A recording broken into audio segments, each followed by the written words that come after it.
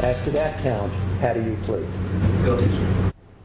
Bob Filner will not serve any time behind bars after pleading guilty to 3 charges amid a wave of sexual harassment complaints. That surprise twist in this case came on the very same day the former San Diego mayor was charged in a criminal complaint by the state attorney general's office. Well, 10 News viewers were able to watch today's developments live on their smartphones and tablets. Since then, we have tracked down some of the women who accused Filner of sexual harassment. We'll get to that in just a moment. We begin our team coverage with 10 News reporter Steve Fiorina. He is live outside Sheriff's headquarters in Kearney Mesa, the agency that led the investigation. Steve. Kim, it was detectives right here who were placed on that investigation. They had a captain and 2 detectives to start with. Soon there were 5 detectives investigating. Their findings sent to the Attorney General for prosecution since the DA was one of Filner's opponents in the mayoral race. Today, Bob Filner charged and pleading guilty in one fell swoop. Good morning, Your Honor. We have Former Mayor Bob Filner looked tired and thin as he stood before Judge Robert Trentacosta, pleading guilty to 1 felony. Defendant used force to restrain Jane Doe 1 against her will and used additional force to overcome her resistance. And Mr. Filner, is that true, sir? Yes, sir. That was March 6th of this year at a fundraiser where the infamous Filner headlock was reported by Jane Doe number 1.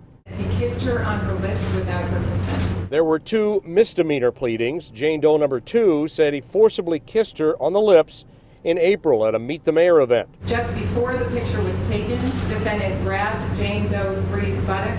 The touching was willful and unlawful. Jane Doe number 3 told of his grabbing her behind as they posed for a picture together at a rally on Fiesta Island in May. It is a felony false imprisonment by violence. As to that count, sir, how do you plead? Guilty or not guilty? Guilty, sir. For his guilty pleas, the former mayor will avoid prison time and serve 3 months house arrest and 3 years probation. This plea today is one more step to set himself on a different course, to redeem himself, and to let everyone know that he is sorry for his conduct. Sheriff Bill Gore reports 200 calls about the case to a special victims hotline and detective interviews of almost 90 witnesses. He's glad that no victims will have to testify. I, like everybody else, unfortunately in the country, witnessed firsthand some of the allegations and some of the statements made by the former mayor, and they shocked a lot of us. A lifelong politician finished. This is a man in his over 3 decades political career never lost an election, and what befell him was himself. Filner's attorney thinks his client is a much more humbled man. I would think it's probably the hardest thing he's ever lived through. Now he will surrender to be booked on Sunday, then released. He'll be sentenced in December.